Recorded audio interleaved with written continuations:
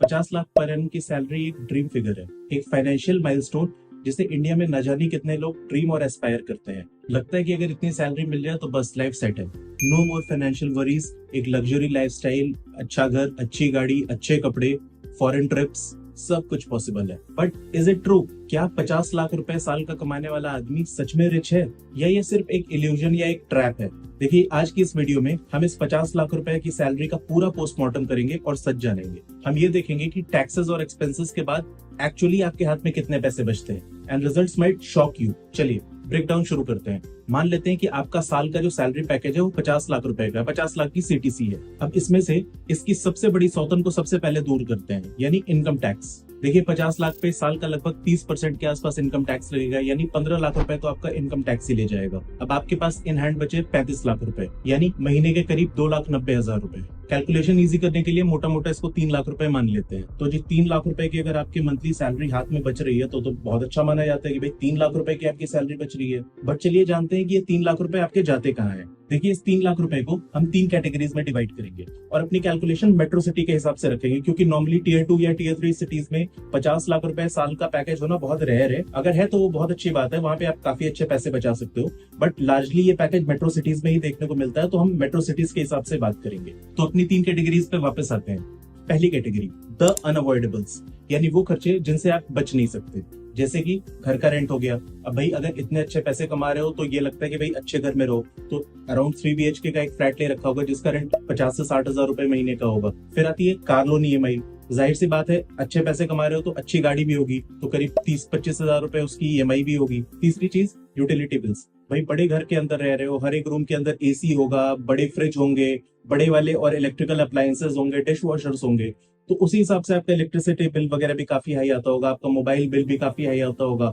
अपने मोबाइल के साथ आपने बहुत सारे OTT प्लान्स वगैरह ले रखे होंगे, हाई स्पीड इंटरनेट ले रखा होगा, तो ये सब मिला मिला के करीब 10 से 15 हजार रुपए का तो आपका एक यूटिलिटी बिल ही आ जाता होगा। चौथी चीज, भाई अपने हाउस होल्ड एक्सपेंसेस, लार्जली जो ग्रोसरी वगैरह हो गए, ये सब मिला मिला के करीब 20 हजार रुपए। तो मोटा मोटा अनअवॉइडेबल्स में आपने महीने के 1,25,000 रुपए यही खर्च कर दिए। अब देखिए, आपकी महीने की 3 लाख रुपए की सैलरी में से 1,25,000 रुपए तो जरूरतों में चले ही गए, आपके पास बचे करीब 1,75,000 रुपए। दूसरी कैटेगरी, द लाइफस्टाइल चॉइसेस। देखिए, ये वो खर्चे होते हैं जो आप अपनी लाइफस्टाइल को कंफर्टेबल बनाने के लिए खर्च करते हो।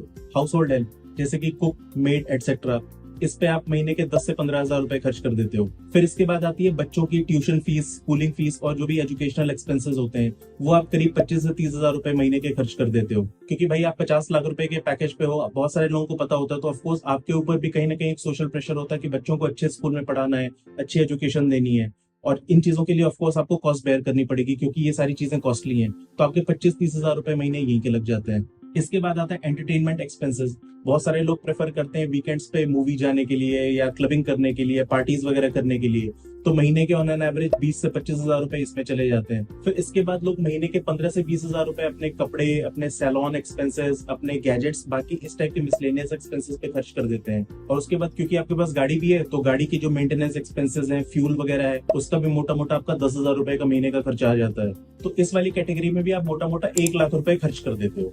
और फिर इसके बाद ये सारे खर्चे निकालने के बाद आपके पास बचते हैं करीब 75,000 रुपए। अब देखिए, नेट आपके पास 75,000 रुपए ही बचे।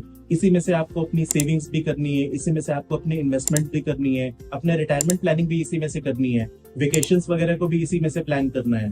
तो सवाल पर वापस आते हैं, क्या 50 लाख रुपए आपको रिच बनाता है? और इसका जवाब है, देखिए, ये आपको कंफर्टेबल बनाता है बट रिच नहीं। देखिए, आप समझिए कि 50 लाख रुपए में आप एक कंफर्टेबल और अच्छी लाइफ जी सकते हैं, अपनी जरूरतों को पूरा कर सकते हैं, लेकिन आप हर चीज पे बिना सोचे समझे खर्च नहीं कर सकते। आपको अभी भी बजट बनाना पड़ेगा, सेल का वेट करना पड़ेगा, वेकेशंस के लिए भी प्लान करना पड़ेगा, और फाइनेंशियल फ्रीडम तो अभी बहुत दूर है। तो नेक्स्ट टाइम आप जब किसी की बड़ी सैलरी पैकेज के बारे में सुने तो इस ब्रेकडाउन को जरूर ध्यान रखें। अब मेरा सवाल आपसे, आपके हिसाब से एक इंडिया में रिच फील करने के लिए मंथली इन हैंड सैलरी कितनी होनी चाहिए? कमेंट्स में मुझे बताइए।